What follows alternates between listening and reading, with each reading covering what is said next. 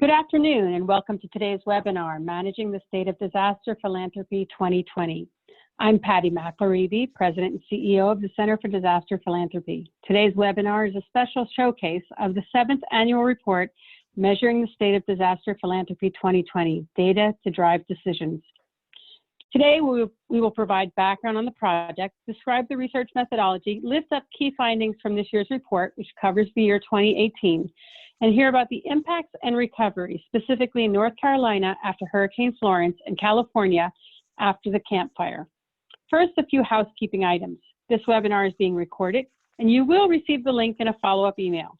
We will also post the full recording and summary on our website and YouTube channels shortly after the webinar is complete. We encourage you to tweet your thoughts about the data and the webinar at hashtag SODP2020 or hashtag CDP4Recovery. You can submit questions at any time using the Q&A box, and they will be answered at the end of the panel presentation. As we begin our discussion today, I want to acknowledge that the city where I live and where CDP is headquarters, Washington, D.C., is the traditional territory of the Nacotchatan, Anacostan, Piscataway, and Pamunkey peoples. Apologies to them for probably mispronouncing some of that. CDP recognizes the injustices that have been done to Indigenous peoples throughout the United States and elsewhere around the world. This webinar is divided into 3 sections. First, I will be joined by Supriya Kumar, who is the Global Partnerships Research Manager at Candid. She supports the organization's quantitative and qualitative research and data-driven initiatives with the goal of advancing knowledge and practice in philanthropy. She will provide an overview of the analysis of the new report and its accompanying tools. Next, we will do a deeper dive into the 2018 philanthropic response by focusing on 2 of the big disasters that year, Hurricane Florence and the California wildfires, with our guest speakers, Savi Horne from the Land Loss Prevention Project in North Carolina and David Little from the North Valley Community Foundation in Butte County, California. Finally, we will open up the floor for your questions. We will do our best to get to all of your questions at the end of the webinar. Before we dive into the data, I would like to take a moment to thank our funder.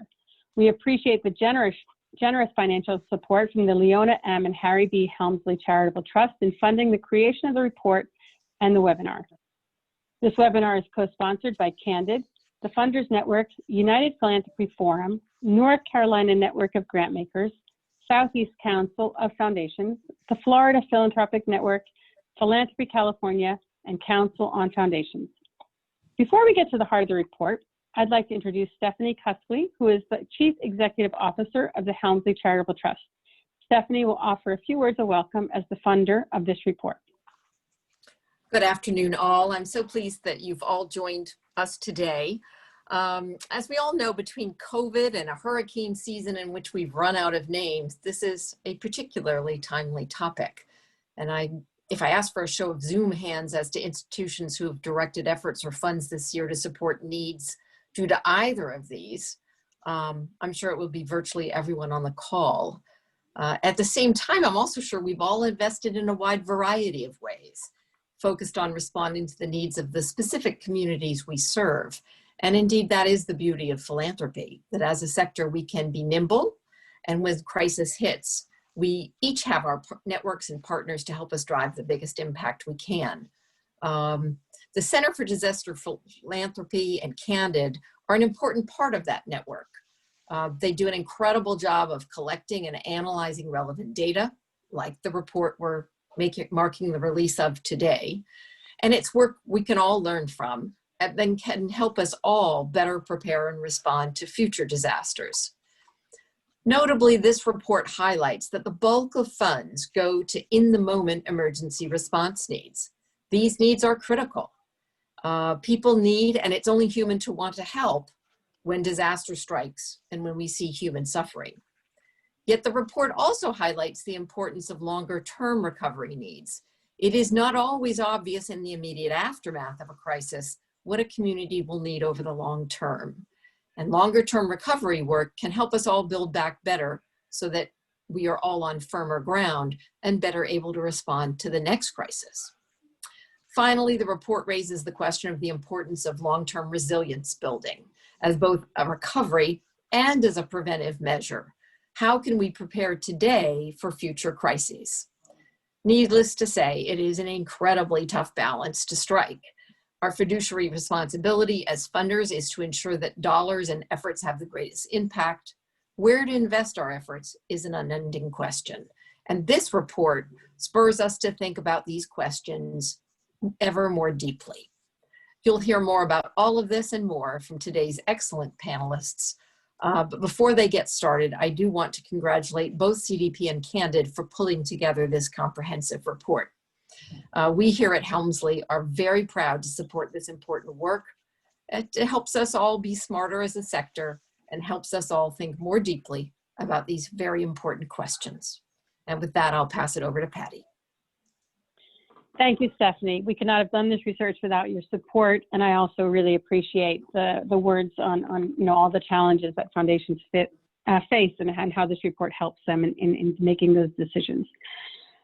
The work we're sharing with you today builds on a multi-year partnership between the Center for Disaster Philanthropy and Candid, one that taps into the respective strengths and expertise of each of our organizations. CDP's mission is to leverage the power of philanthropy to mobilize a full range of resources that strengthen the ability of communities to withstand disasters and recover equitably when they occur. We aim to increase the effectiveness of contributions given to disasters, bring greater attention to the life cycle of disasters from preparedness and planning to relief to rebuilding, recovery, and resilience efforts, and to provide relevant advice from experts with deep knowledge of disaster philanthropy. Candid was formed last year when Foundation Center and GuideStar joined forces to become one organization. Through research, collaboration, and training, Candid connects people who want to change the world to the resources they need to do that. Our partnership with Candid allows us to collect and share better data about disaster philanthropy so that funders will have knowledge and tools to be more effective in their disaster-related giving. Disasters, by definition, are generally unpredictable, so we tend not to think about them until they happen. Although not predictable, they do happen with regularity. At CDP, we have long believed that the scope, scale, and frequency of disasters will only intensify over time. We have witnessed this shift in 2020 with the recent spate of disasters, including Super Typhoon Goni-Raleigh, the Australian bushfires, 30 named Atlantic tropical storms, including 5 landfalls in Louisiana, the lengthy path Hurricane Eta took, and the fires across the western United States. And of course, it is impossible to talk about disasters this year without mentioning the COVID-19 pandemic. Candid has, thus far, tracked more than $15.9 billion in pledges for COVID, primarily from corporations, but also from foundations and public charities. In September, CDP and Candid released a report titled Philanthropy and COVID-19 in the First Half of 2020, looking at trends connected to philanthropic grant making. A second report will be released in March 2021. In 2018, the year the current data and our new report set is based upon, there were $14 billion disasters in the US alone. Disasters are becoming not only more frequent, but also increasingly expensive. Many of these disasters are not named tropical storms, but are fires, floods, tornadoes, and winter storms. While disasters may shock us, they shouldn't surprise us. They will happen, and philanthropy will be called upon to respond. Given the inevitability of disasters, it is imperative for funders to make use of their dollars in the most effective way possible. In that spirit, our report and tools focus on 3 key questions. First, how did the funding community respond to disasters in 2018? What did they fund? How much funding did they provide overall? Second, how does the response of foundations fit into the larger landscape of disaster giving? How does foundation funding compare to other sources of funding, such as corporate giving, bilateral, multilateral aid, and government assistance? Third, what can funders do to become more effective in terms of disaster-related funding? Now over to you, Supriya. Thank you, Patty. So to examine these questions, our team at Candid started the process 7 years ago by working with an expert technical advisory committee to develop a project taxonomy that allows us to classify various types of disasters as well as assistance strategies. Disaster types can be classified as natural disasters, such as floods, hurricanes, tornadoes, and earthquakes. We also include pandemics under this category. Man-made accidents, which include things like oil spills and building collapses, or complex humanitarian emergencies, like the current crisis in Syria and Yemen, as well as emerging events in Ethiopia. In addition, we also have a fourth bucket that we include in our analysis, general disasters, which includes unspecified funding for disasters or multiple disasters. We also examine disaster assistance strategies. These strategies cover the full life cycle of disasters, from resilience, risk reduction and mitigation, to preparedness, to response and relief, and long-term reconstruction and recovery. This is the 7th annual report we've published using this taxonomy as our guiding framework. From this year's report, we examined 2018 funding, which is the latest year for which complete data are available. Sources of data include IRS returns and information reported directly to Candid through our electronic reporting program. This report focuses on 2018 because there's a lag time between when Candid receives foundation tax returns and can begin processing and coding grants data. I'll remind you of what happened in 2018 since it seems like so long ago, but it was a year of major disasters and humanitarian crises that affected millions of people globally. Hurricane Florence's torrential rain and flooding caused catastrophic damage within the Carolinas in the United States, only to be followed by Hurricane Michael, which caused devastation in the US and parts of Central America. In September of 2018, a 7.5 magnitude earthquake struck Indonesia's central Sulawesi province, triggering a tsunami and landslides that caused widespread destruction and loss of life. Famines in Africa and civil unrest in Syria and Yemen continued, further increasing the number of refugees, asylum seekers, and internally displaced people. We also saw not one, but 3 volcanic eruptions take place in Hawaii, in Guatemala, and in Indonesia. California experienced its most devastating wildfire event in terms of loss of life with the Camp Fire, and Typhoon Mangkhut caused extensive damage in Guam, the Philippines, and southern China. The Rohingya crisis worsened as millions of refugees escaped to Bangladesh, only to be stuck in overcrowded camps in Cox's Bazar. Drawing upon 13 different data sources, we documented almost $76 billion in disaster-related giving in 2018. We specifically identified $468 million in funding by foundations and public charities for disasters and humanitarian crises, based on Candid's database. This figure includes transactions by US and non-US donors.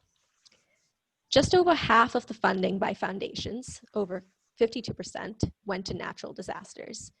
Half of the total for natural disaster-related giving in 2018, which is around $125 million, went to storms, which is not surprising as many funders continued their support for those impacted by 2017 hurricanes, Irma, Maria, and Harvey, and also addressed 2018 hurricanes, Florence and Michael. 6% was directed to complex humanitarian emergencies, such as the crisis in Yemen. This was actually a smaller proportion of overall disaster funding compared to previous years. 40% of support was for general disasters, and man-made accidents received 1%, or just under $7 million.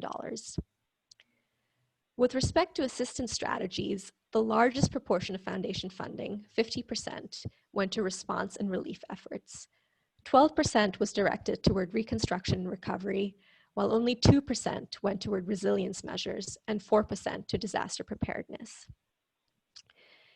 In terms of funding for region, in 2018, 78% of grant dollars went to North America, 3% for Latin America and Mexico, 1% for the Caribbean, 6% for Asia, the Middle East, and the Pacific, 4% for Africa, and 1% for Europe and Asia and Russia. Funding in 2018 remained focused on North America, with a slight increase in Asia because of the Sulawesi tsunami in Indonesia. Responding to disasters is an enormous task that no single sector can accomplish on its own. So I'm going to quickly give a rundown of what giving looked like from other funding sources as well in 2018, starting with corporate giving. According to survey data in the 2019 edition of the Giving in Numbers report, published by the Chief Executives for Corporate Purpose, CECP, 242 of the world's largest companies directed an estimated $206 million toward disaster relief in 2018. Although disaster relief saw substantial gains in terms of median cash giving, from 2016 to 2018 by corporate giving programs, median cash giving of disaster relief was approximately just 15% of median cash giving for the top program area, which was health and social services. Last year, the Center for Disaster Philanthropy, Candid, and the Indiana University Lilly Family School of Philanthropy conducted an online survey of US households that looked at household charitable donations in support of disaster aid efforts in 2017 and 2018. Some key findings from 2018 were that 29% of US households made a disaster-related donation, averaging $83 per household. We can infer from this figure that US households may have donated as much as $3 billion to disaster aid efforts in 2018. 5% of households donated to support recovery efforts from disasters that occurred in 2017, which is the costliest year of major natural disasters in the US on record. Among households that made a charitable donation, only 4% allocated all their charitable contributions to disaster-related activities, while 35% of households donated to both disaster-related and non-disaster-related activities. Individuals often donate via online platforms and crowdfunding sites, so we took a look at two online platforms for illustrative purposes, Global Giving and Network for Good. In 2018, Network for Good helped direct $10.3 million in donations for disasters through their giving portal, representing nearly 230,000 individual donations. But this is only 3% of the overall $405 million that was contributed through their software platform.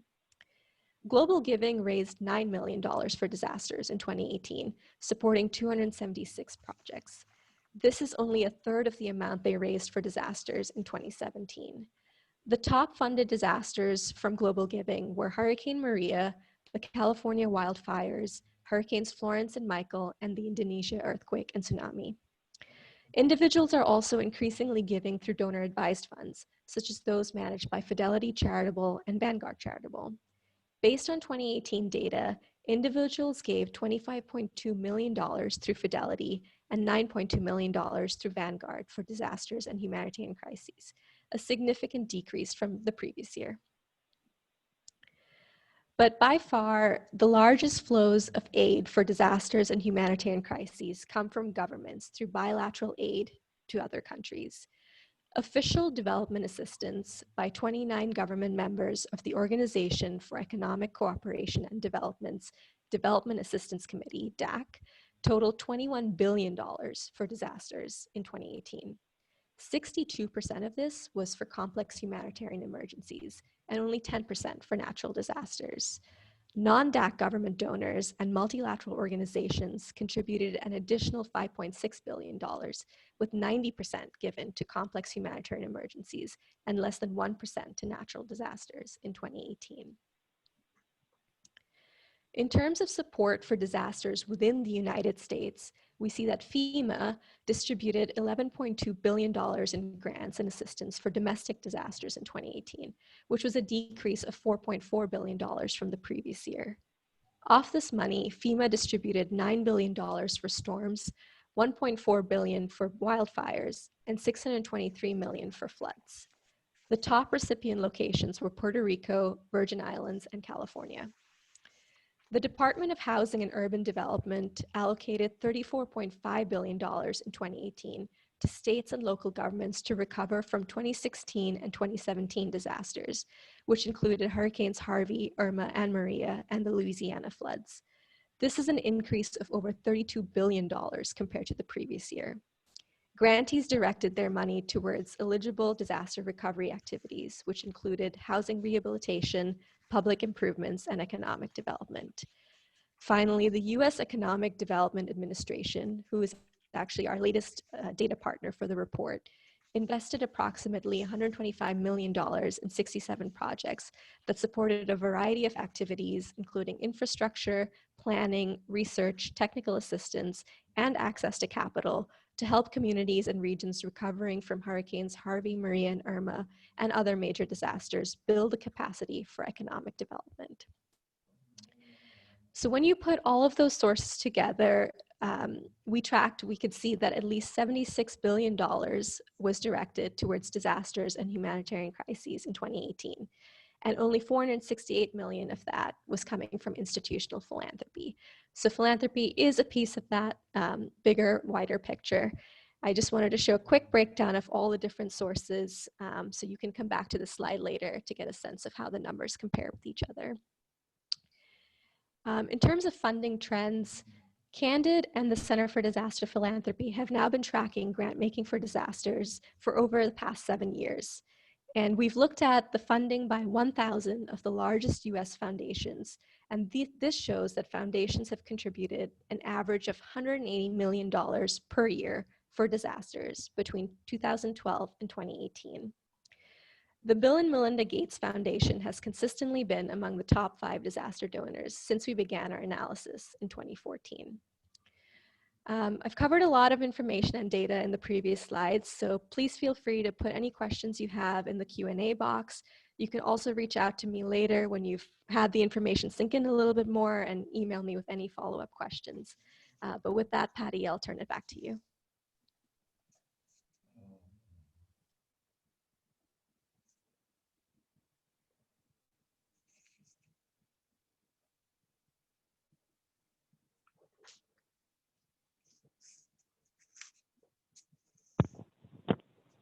Patty, you're on mute if you're talking.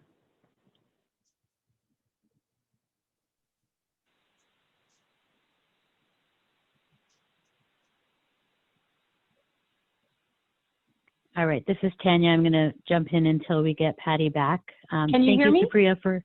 Oh, now we can. Yep, go ahead. I don't know what happened there. Apologies. Thank you, Supriya. This analysis can be downloaded for free from the site disasterphilanthropy.candid.org. And if you're like myself, you're going to want to be able to look at a report, kind of work on the data.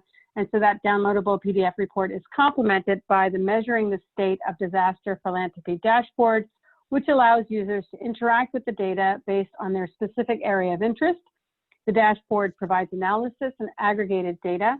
For users interested in seeing details at the grant or disbursement level, we've also built a mapping platform that visualizes who's funding what and where, which can also be found on the site. Last year, CDP released several how-to videos to help you learn how to use the dashboard and mapping platform on an in-depth level. These are available on the About section of the website and are a way to help you use these tools to your greatest advantage. Now let's turn to Savi Horne, Executive Director of the North Carolina Association of Black Lawyers Land Loss Prevention Project, a nonprofit law firm that for more than 37 years has offered legal representation of clients, community economic development, and professional outreach in an effort to promote wealth, land preservation, and rural livelihoods.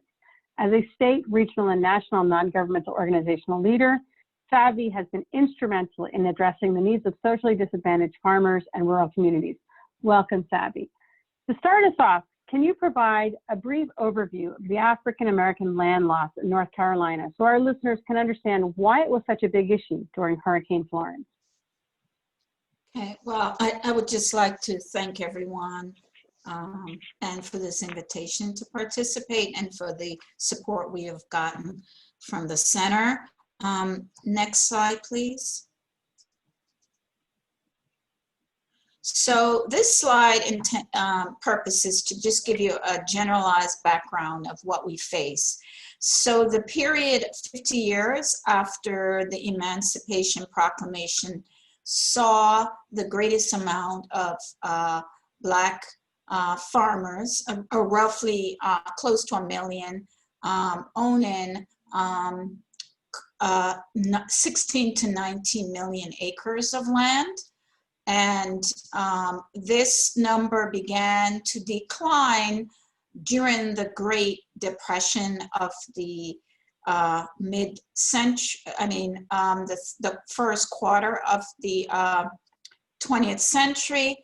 And then in the middle of the civil rights period between 1954 to 1969-70, North Carolina began to see the greatest decline in land ownership of African Americans and farmers engaged in agriculture here in North Carolina. The overall, one would attribute the decline in numbers in Black farmers, of course, due to the Great Migration and escape from the vestitude of plantation slavery and racism and Jim Crow operating in the South, and also, sadly, the discriminatory practices of the Department of Agriculture that gave rise to a number of farmers, Black farmers, going out of business. And then, of course, there's also the issue of heirs property, tenancy in common, which arose because Black folk in general did not trust legal processes and lawyers, and it resulted in a massive amount of land being held without title by generations to follow. Next slide, please. Just how did the grant from CDP help you carry out your mission?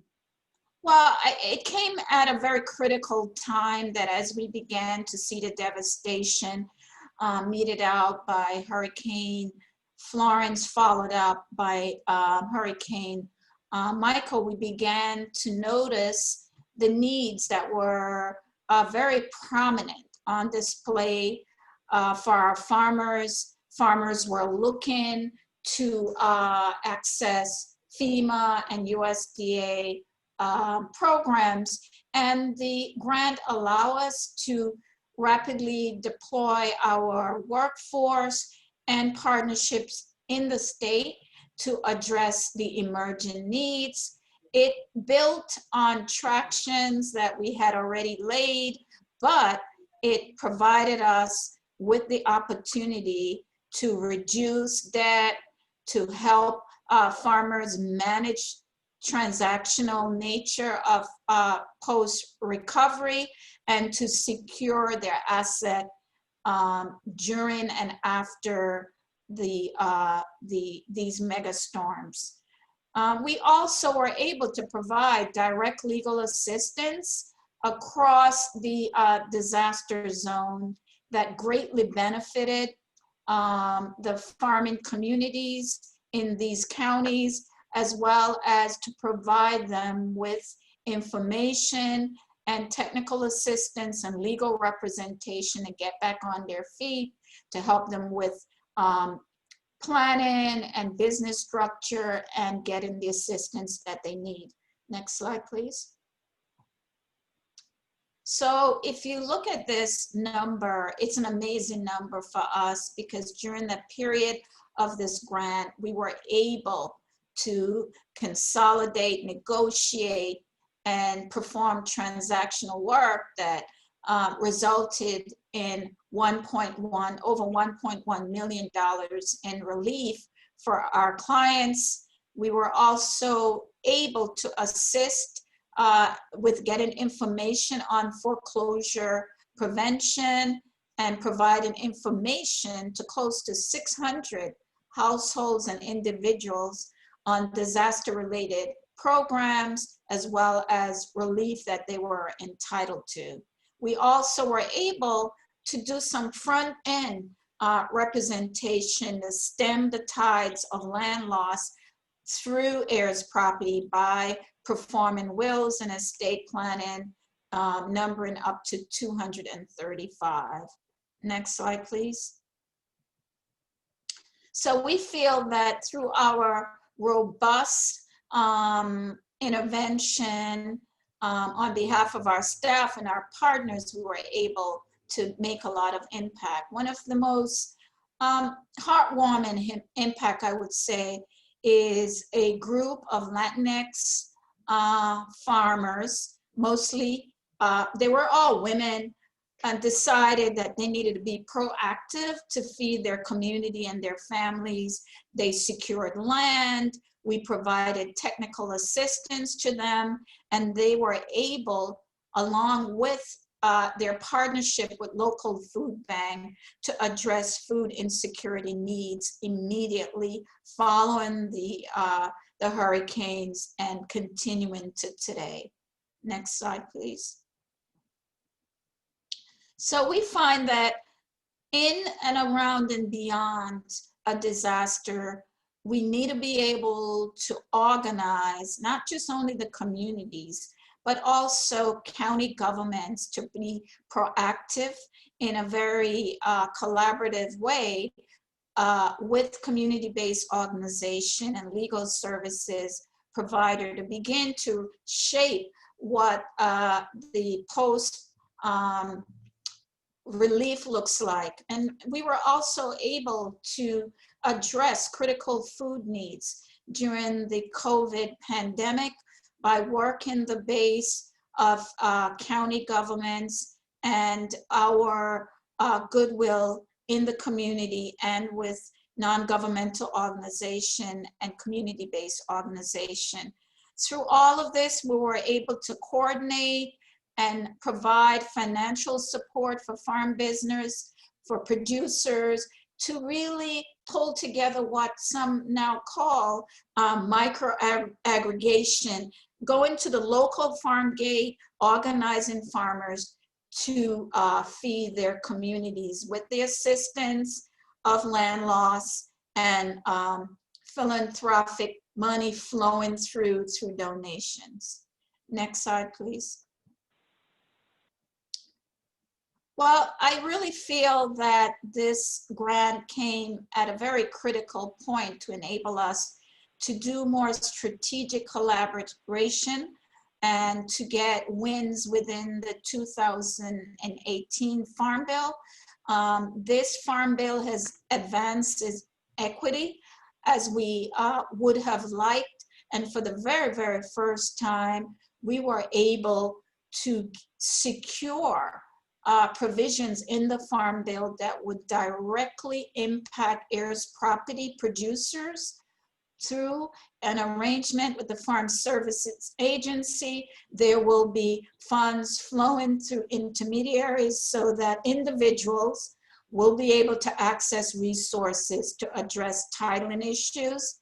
A major win was the expansion of resources through the historically 2501 program, which is designed to assist socially disadvantaged farmers and ranchers in rural communities. We were also able to work collaboratively with other organizations to basically pave the way that COVID relief was flowing to farmers in a way that we felt more appropriate, and as well as to undergird farmers markets so that we do front-end solutions to food insecurities throughout the disaster zone and in communities, urban centers as well that were experiencing food needs. Next slide, please.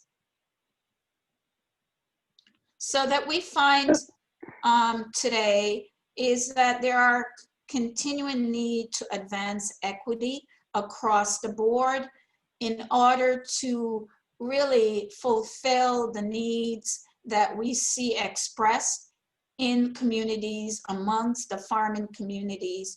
We feel that there are key provisions within that 2018 Farm Bill that will need support of philanthropy as well as government and state and local government to advance the tractions that were intended to happen as a result of the gains in the 2018 Farm Bill.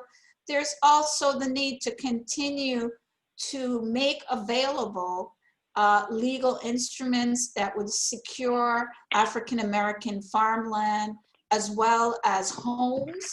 And that was one of the pieces, the big pieces, that this disaster did not discriminate. It took out farmland, farm and enterprise, and homes. So therefore, we need proactive legislation that is protective of heirs property producers, as well as families who are living in heirs property homes that great grandparents left and people are occupying in families as family home. We learned that firsthand coming out of Katrina, just the impact of not having title and what could have happened massively in the lower ninth ward. So there is continuing need to adjust and create new legal structures to advance equity across the board. There's also a need to undergird environmental protection and farmers' access to stewardship programs, as well as to be able to make the solution work for the farmers and not it be really more organized to relief of corporate farming, but really drill down to where the actual needs are for farmers who are producing food to feed their local communities and beyond. Great. Thank you, Savi. It's a lot of incredible information. I mean, I think these slides were help to basically undergird the need for continuing philanthropical engagement across the board. And so we thank you. Thank you. Also joining us today is David Little, Executive Vice President, Programs and Communication at North Valley Community Foundation. David has 40 years of experience as a journalist, including nearly 20 as the editor of the Chico Enterprise Record. He's a Chico native and a Chico State University graduate. He plays an instrumental role in the Foundation's relief and recovery strategy and also relays stories about the Foundation's work and grants. David, the Camp Fire was the most devastating fire, especially in terms of loss of homes and lives in California's history. Can you provide a brief summary of the Camp Fire and tell us what it was like in those first few days? Yeah, it was frightening. It was devastating. It was overwhelming. You knew on that very first day that our area would be altered forever. Butte County is a rural Northern California county north of Sacramento, a couple hours, and we're accustomed to fires. Butte County burns every summer. In fact, we had one in 2008 that was so large that Governor Arnold Schwarzenegger came to town to view the damage. That one burned 76 homes. This one burned 14,000 homes. It's called the Camp Fire because it had nothing to do with campfires, but it started at a place called Camp Creek, which is the middle of nowhere. If I were to drive there right now from Chico, it'd be about a 45-minute drive. Even taking a helicopter there would take you about 20 minutes to get there. It started at 6:50 in the morning. That photo you see on your screen right there, I took less than an hour later from my office in Chico. The rate it spread was tremendous. The one that fire scientists continue to quote is that at its peak, it was spreading at the rate of a football field every second. The fire it burned for a month, but it did all the damage on that very first day. There were 85 deaths. There were 14,000 homes burned. 90% of the homes in a town of more than 20,000 people, Paradise, 90% of those homes burned. And then a bunch of other small towns up in the foothills burned. Roughly 54,000 people were displaced by the fire and couldn't go home for more than a month. The rebuilding has been slow. The fire was 2 years and 9 days ago, and of those 14,000 homes that burnt, 515 homes have been rebuilt and reoccupied. So we have a long way to go. And that's where we jump in with philanthropy, of course. It was a $15 to $20 billion disaster. Philanthropy is not going to cure everything, but we try to fill in gaps after government aid, after lawsuit settlements with PG&E, which is the electric utility that pled guilty to starting the fire, and after insurance payouts. Even after all of those three things, the gaps are substantial. And then we've made a decision not only to focus on immediate relief and assistance in the few days after the fire, just getting people housed and clothed and fed, but now address the more long-term rebuilding and recovery that we knew would take years. So we've issued more than $36 million in grants so far, about 600 in all, and we expect to be doing grants for another 2 to 3 years at least. And how did the grant from CDP help you in carrying out your mission? Yeah, so that would be grants plural. CDP has been just an enormous help. Our top two priorities after the fire, especially long-term rebuilding effort, have been housing and emotional wellness, and CDP has been a valuable partner in both of those areas. The big one is what we call the Campfire Manufactured Home Housing Project, where we worked with CDP and Samaritan's Purse and American Red Cross and many other partners to provide homes to 47 individuals or families who lost their homes in Paradise and are low-income individuals. It has taken a lot longer than anybody expected to get those in place, but CDP has been both patient and helpful with their advice as the project came together. On the health and wellness front, one big effort was to put counselors in all Butte County schools. The schools in the foothills burned and the kids were dispersed to other schools in the county. And so everybody was affected. All schools in the county were closed for 3 weeks after the fire, and then those kids were displaced. We wanted to put counselors in every school so that not only the kids, but the teachers, of course, and staff members who were affected, and the parents and grandparents who needed access to counseling as well. As CDP grant helped us put counselors in each individual schools. And we still have those counselors at the school sites 2 years later. In addition, CDP gave grants to several partners on the ground doing work in our community, doing the hard work like building home and providing aid to low-income individuals. And just as important was CDP's counsel. We were trying our best as an organization to learn as we went, and it was extremely helpful to just be able to pick the brains of Brennan and the rest of the CDP staff as they came to Butte County and helped us try to figure things out. Their experience, their support, their advice was invaluable. And so just thinking about preparedness, I mean, what kind of network of community organizations and philanthropy existed in 2018, and how was it different for the fires that impact you this year? Yeah, before the fire, it was just slightly better than what you'd expect from a rural area that's on the lower end of the economic spectrum. Unfortunately, we had a little bit of experience in opening disaster relief funds at the North Valley Community Foundations because of those previous fires that I mentioned. And then the year before the Camp Fire, the spillway on the nation's tallest dam at Lake Oroville disintegrated, and some 190,000 people had to be evacuated in a matter of hours. We set up relief funds then, and so we had a little bit of experience. After the Camp Fire, though, our community helped us turn our organization up a notch. It's been incredibly uplifting to watch the way all these various partner organizations are working together now. And so when we had another enormous wildfire this summer, the one on the screen, this one burned 1,500 homes, which made it the second most destructive in our county's history. We were all able to jump in and apply what we learned after the Camp Fire and provide immediate help and relief and a long-term vision as well to this latest fire. We've issued more than $250,000 in grants for this fire that just now got under control. We've also done $1 million in coronavirus relief since March, and of course the 36 million for the Camp Fire. So we're busy. We're better at what we do.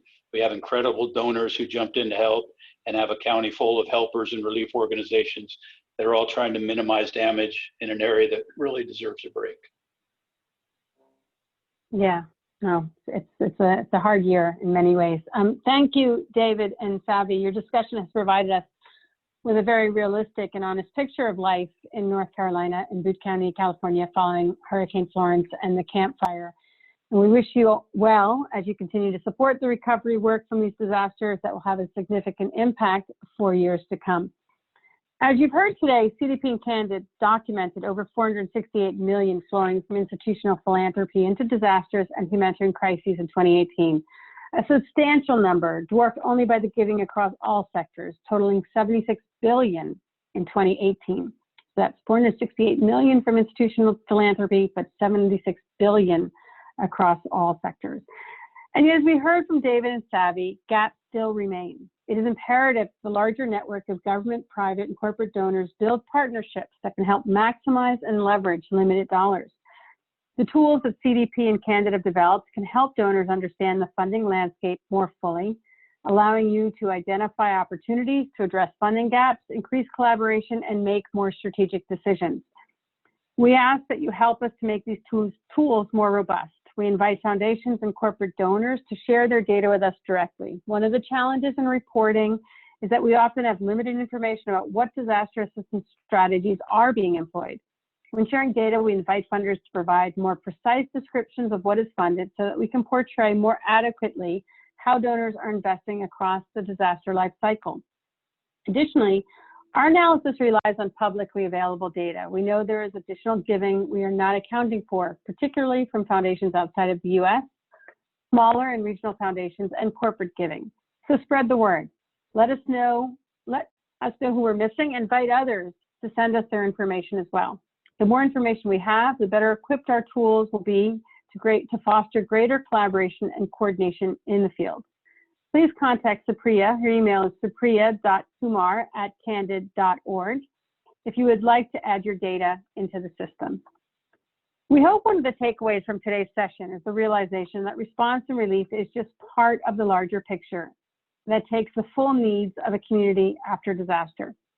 In the last few months, we have seen the pandemic, hurricanes, super typhoons, floods, and fires cause devastation in several countries across the globe. And while it's heartening to see organizations and individuals actively respond in the immediate aftermath of these events before a crisis, there are opportunities for philanthropists to be less reactive and more strategic in their disaster-related investments. As a sector, we need to move our funding from being focused on reacting after the next event to looking ahead and being planful in our work. By focusing at the front end, risk reduction, mitigation, preparedness, and resilient efforts can minimize the economic and human losses associated with disasters. And on the back end, recovery and reconstruction efforts can help communities rebuild and thrive following the devastation of disasters. While it will always be critical to support response and relief, a call to justice and equity would also be a call to focus on more than just the immediate needs. While few foundations may consider themselves to be disaster philanthropists, 2020 has taught us that disaster prevention is worth its weight in gold, and that we can all play a role in aiding communities in their recovery.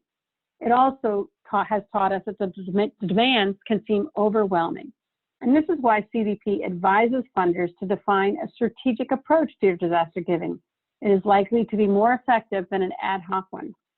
Our hope is that this report provides funders with the data and tools they need to step into the role of disaster philanthropists effectively. At this point, we're going to look at some questions we've got. If you have a question, please do drop it into the Q&A. We're going to have our panelists available. I guess a question, Supriya, to start with you. Are there any philanthropic organizations that also focus on protecting our cultural heritage from disasters?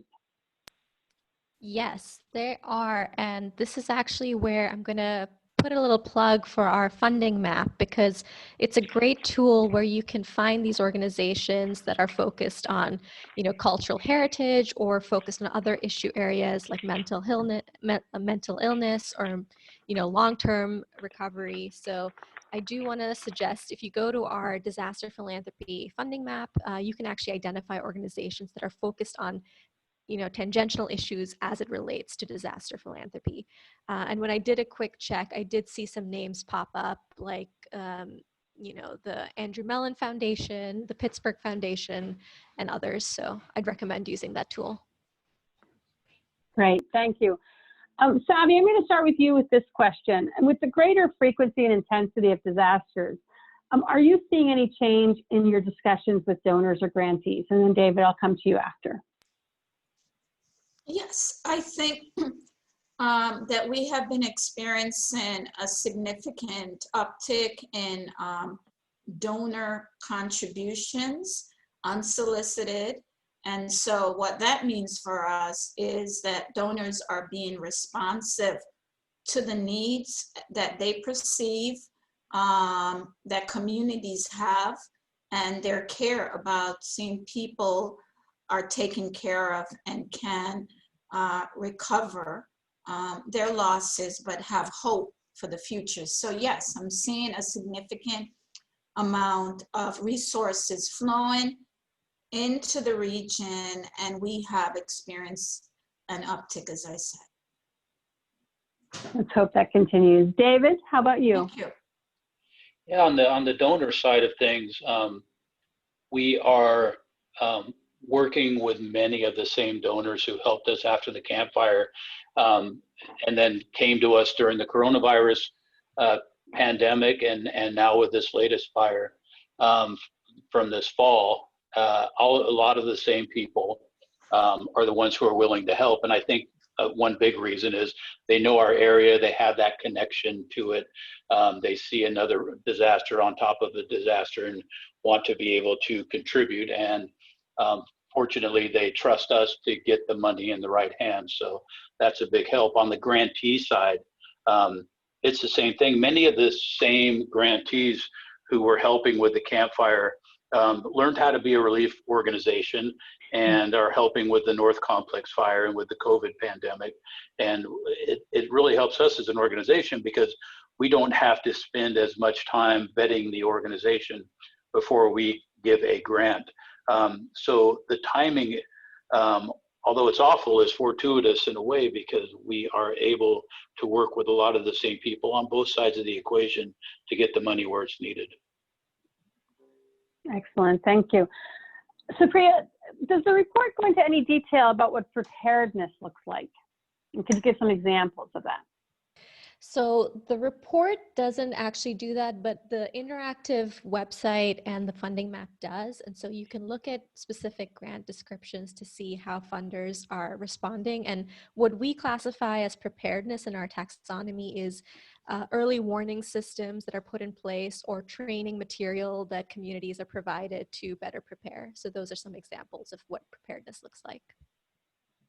Great, and maybe David and Savi, if I could just take that question a little bit into the current crisis that you guys are facing in terms of transitioning to COVID. I mean, what is your organization doing related to preparedness? What are some of the activities that you would undertake that would kind of help with that, or that if you had funding, you would do more of?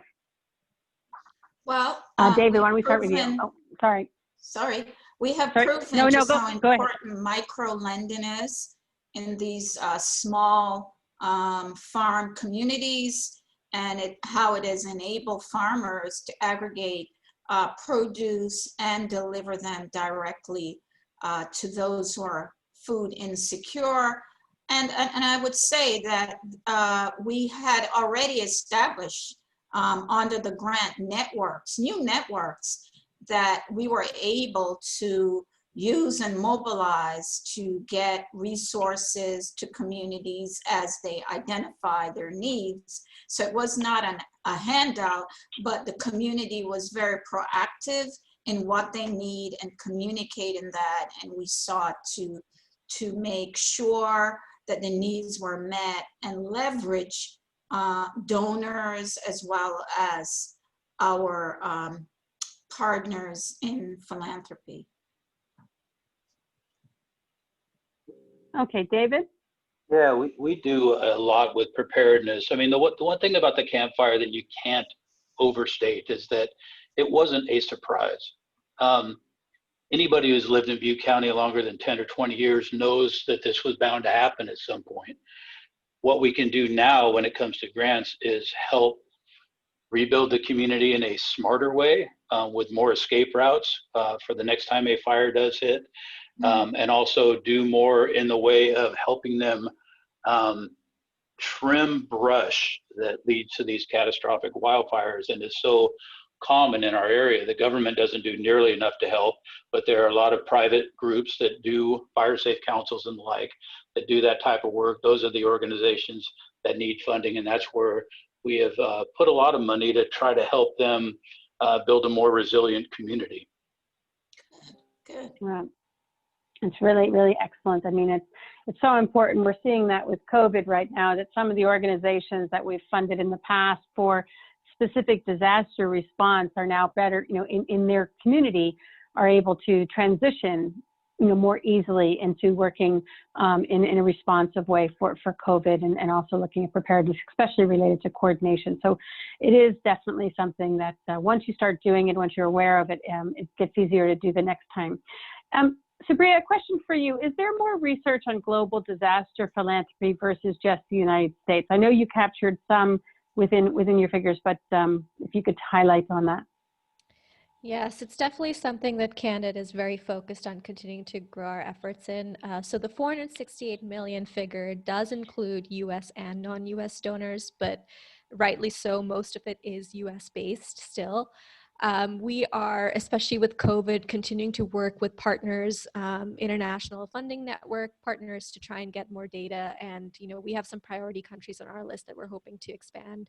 One example is I've been working with, Philanthropy Australia to try and get better indication of how they're dealing with the Australian bushfires and getting their data. So the answer, I guess, is stay tuned. We're continuing to grow that, and hopefully in next year's report, you'll get a more global picture included.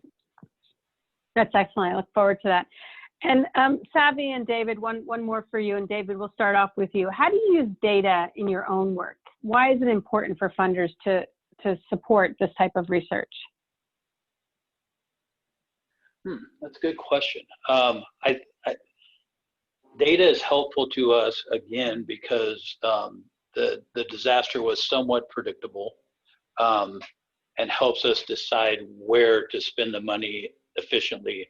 I mean, when it comes to relief versus long-term recovery, it's a really tough decision that any funder has to make. We tried to do both, but we are being very deliberate in our spending decisions, our grant decisions on the next 2 to 3 years, knowing that there are certain areas that are only going to get help from grant funding, and those are the ones that we're trying to help. Savi? Yes, for us, data is critical because it can pinpoint what the needs are and the gaps in government response. So if we have the data, we can work with local USDA offices, local state offices to pinpoint where the needs are, as well as to fashion legal remedies to assist the community with recovery and access to program and assistance. No, that's excellent. And I just want to say, for anyone who wants to learn more about the work of David and Savi and their organizations, we have full descriptions of their work in two grantees in our report, and also in the playbook. So our Disaster Philanthropy Playbook, which is available online. So welcome you to take a deeper dive as well on your own time and reach out to them. There are a few other questions there. Supriya, some of them, I think, if I may take the liberty to say, you would probably defer them to the mapping platform and the dashboard to look up a bit more of that information and to explore how to play with the data, find more information about what organizations are doing what. But in order to respect everyone's time and keep this to an hour, unfortunately, this is all the time we have for today's webinar. I want to remind everyone that the report and accompanying tools can be found at disasterphilanthropy.candid.org. Thank you to Supriya for providing an overview of the report and tools, to Stephanie for your words of welcome, and to Savi and David for sharing your insights with us today. Really incredible work you're doing. Very much keep it up, and thank you. Thank you again to the Leona M. and Harry B. Helmsley Charitable Trust for funding the report and the webinar, and to our co-sponsors, Candid, the Funders Network, United Philanthropy Forum, North Carolina Network of Grantmakers, Southeast Council Foundations, the Florida Philanthropic Network, Philanthropy California, and Council on Foundations. And a big thank you to everyone who took the time to join us today. We would also like to extend our special thanks to the staff at Candid for their partnership in this important work. If you have questions or thoughts that were not addressed during today's call, or might wish to follow up on anything, you may email them to Tanya Gulliver Garcia at disasterphilanthropy.org. Thank you, and have a great afternoon.